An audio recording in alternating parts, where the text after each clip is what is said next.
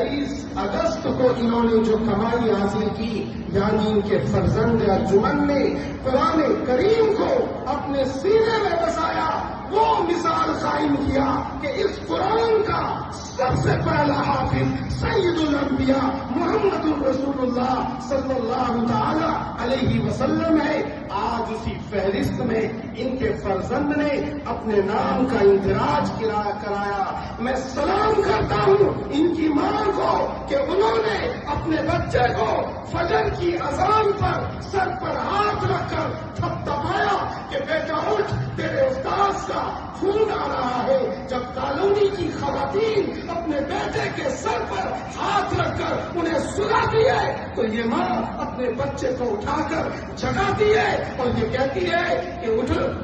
تیرے استاذ کا خون آ رہا ہے، تجھے سبق بھی سنانا ہے۔ اور 4 بجے جب کالونی کے